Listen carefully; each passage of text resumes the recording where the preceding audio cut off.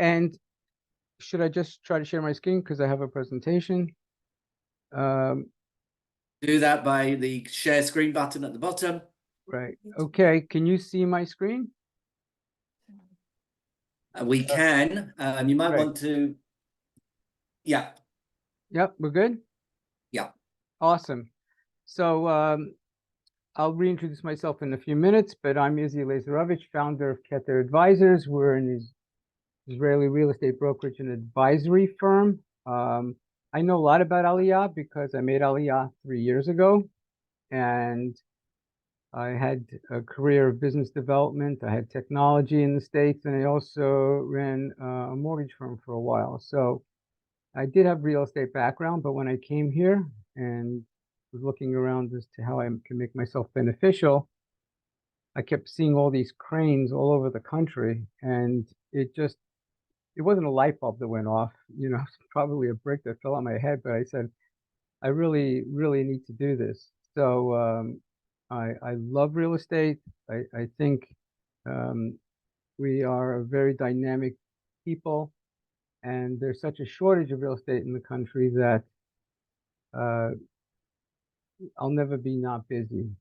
So I want to thank Dove for allowing me to present this evening and talk a little bit about Rehovot, talk also about buying project in Rehovot, and I'm going to focus pretty much equally my presentation, my short presentation, the 15 minutes. It's going to be hard to cram everything in, but at least I know I'm not going to get the cut sign. So we'll try, but You might if you overrun. yeah. No. You feel free to interrupt me when there's a couple of minutes left, and I'm like on page 64. No, I'm just kidding. I don't have 64 pages, but um where so we'll talk about Rehovot, and there's lots to talk about. And I live in Rehovot, and I love Rehovot. It's a great place. But we'll also talk about buying a project because many of you, may just superficially know what it's like to buy a project. What are the pitfalls? What are the positives? What are the negatives? And what you should be looking out for. So of course, it's very hard to do it all on regular chad, but we will do that. And of course, feel free to contact me after the webinar this evening, and I'll be happy to talk to you as much as you'd like me to talk to you about. Okay, so it's 7:15 here in Israel, 5:15 in the UK. So we'll get started. Many of you should be seeing my presentation, the front page. Whether you're looking to live or invest in Israel, buying a project in Rehovot, and we'll move on. Okay. So everything we discussed today, as I just mentioned, is going to be relevant whether it's in Rehovot or anywhere else. So you're going to learn some very valuable information, I hope. Okay. Why Rehovot? So Rehovot is in the Merkaz. The Merkaz is a name for the center of Israel. One of the things about Rehovot that you immediately know when you're here is that it's 5 degrees warmer Fahrenheit than pretty much a lot of other places, and it's flat. So if you like going up and down the streets of Ramat Beit Shemesh or Yerushalayim or Modi'in, that's not Rehovot. I love going to the gym and going up and down stairs artificially, but I love the fact that Rehovot's flat, and it's a welcome relief from some of the other places. Rehovot is very centrally located. I'll go through the bullets at different speeds. So every year, Globes, the financial magazine that has an English section as well, does this quality of life study. And Rehovot's always been top 5, never out of the top 10. It's won quality of life contest a couple of times, and this past year it came in number 2. And it takes in a lot of different factors, and basically it just substantiates what people here who live here know, that overall it's a great quality of life. There's a huge Anglo presence. It's a great landing pad because first and foremost, for many, many years, the Weizmann Institute and the Hebrew University have employed thousands of international English speakers, and many students who are international come to these institutions, and English is the international language. So not just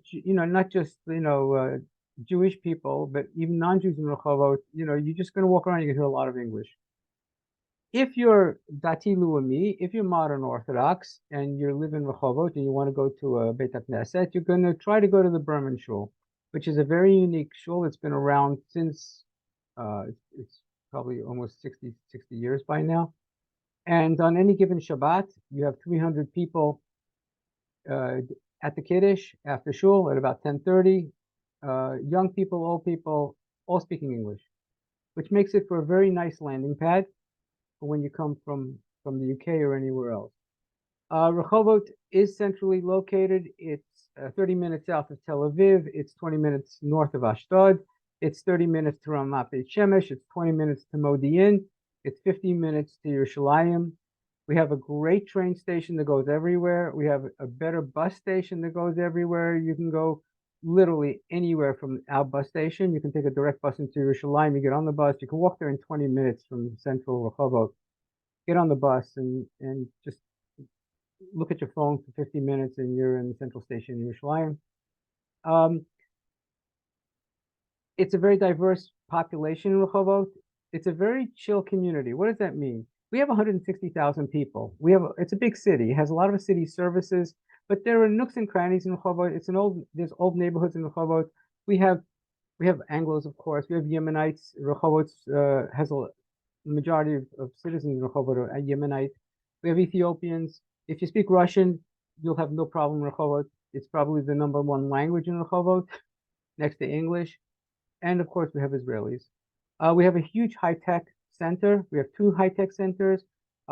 There's a huge development that's just been approved by the city out on the outskirts that's going to create a 3rd high-tech center and a whole housing community around it.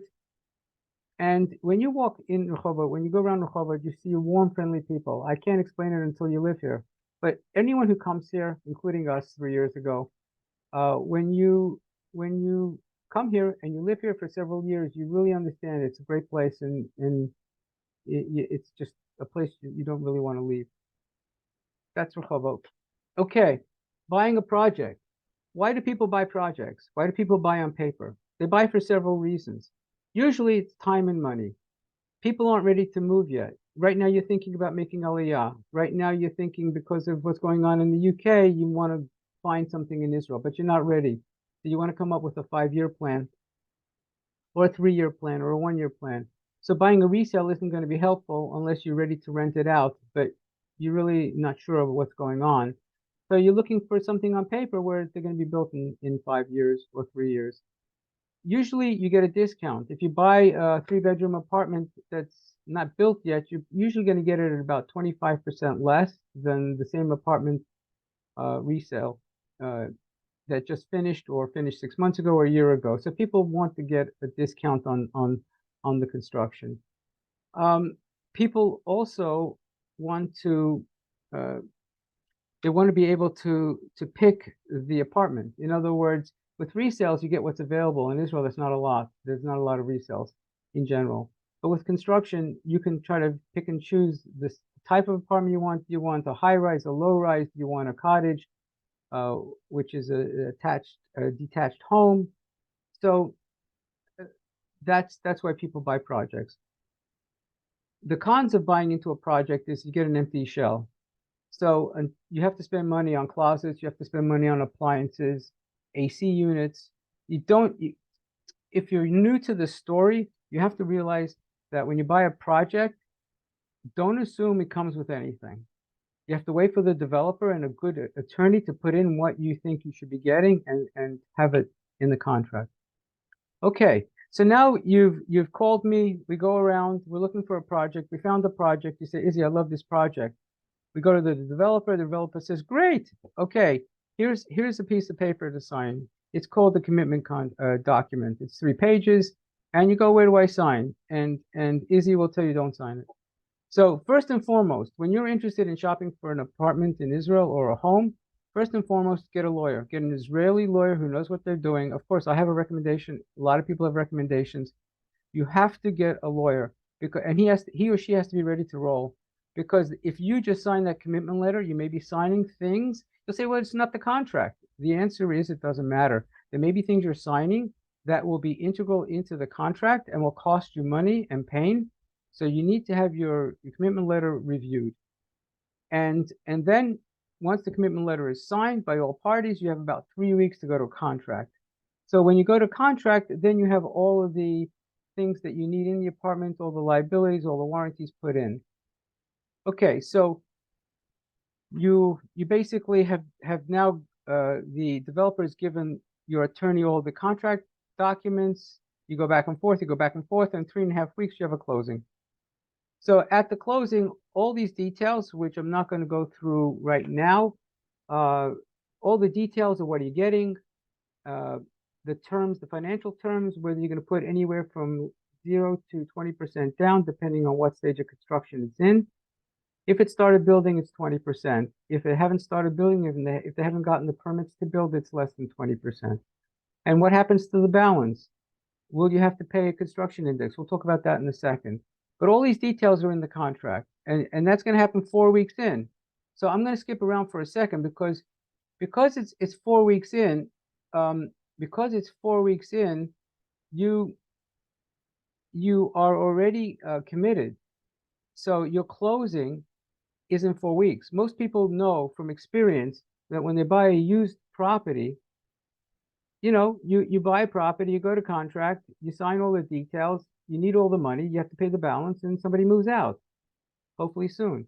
But with a project, people aren't moving out yet, but the closing is 4 weeks in. You found the apartment you like, you found the pre-sale you like, you love the pictures, you love the designer, you love the builder, and you go into contract. So you have to pay all your closing costs in 4 weeks.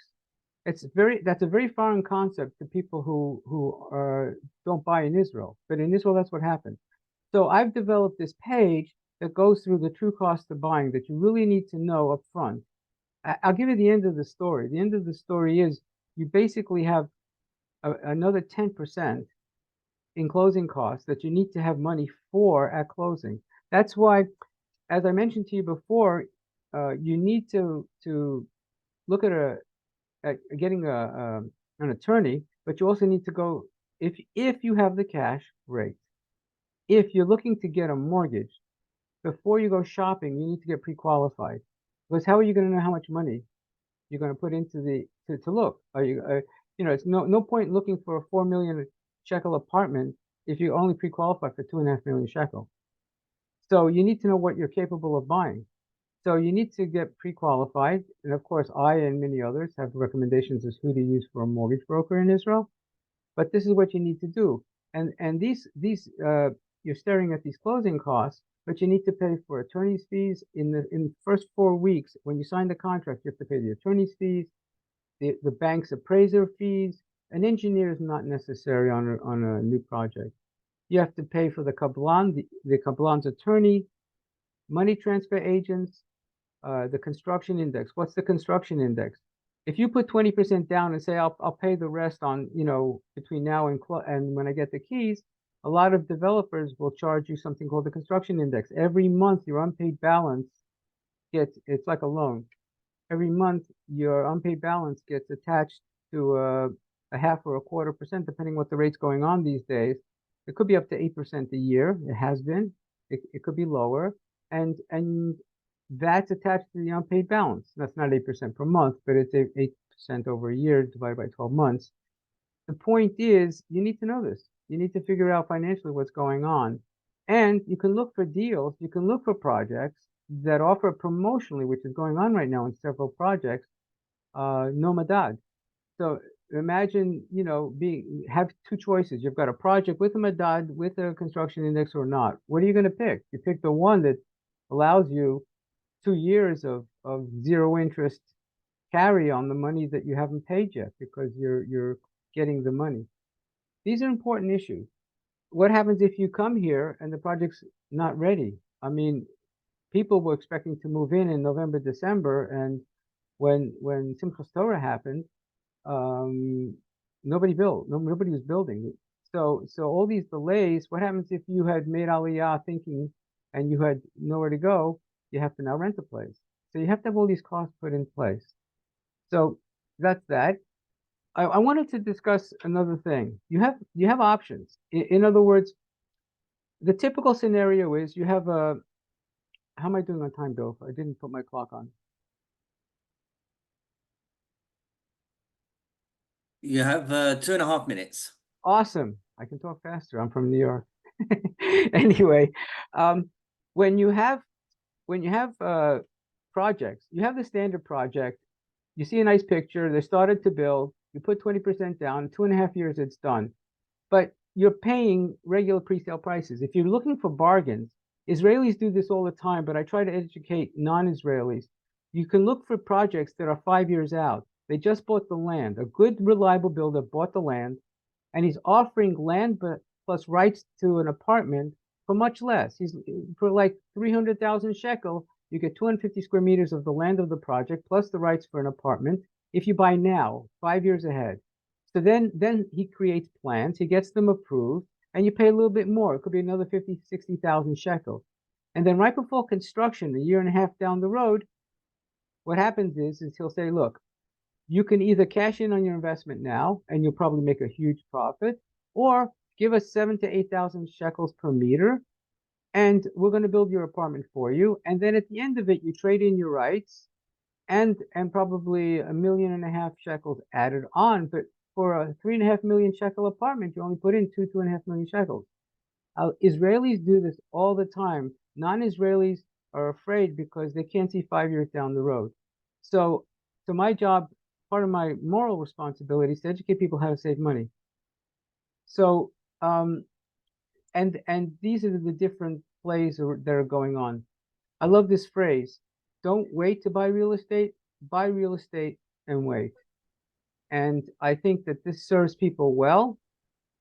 We know from many sources that one of the best ways to invest and save money over time is to buy real estate. This is my contact information. Please reach out to me. I love what I do. I love talking to people. And if I could be of any service to you, thank you so much. Izzy, thank you. Really appreciate that. When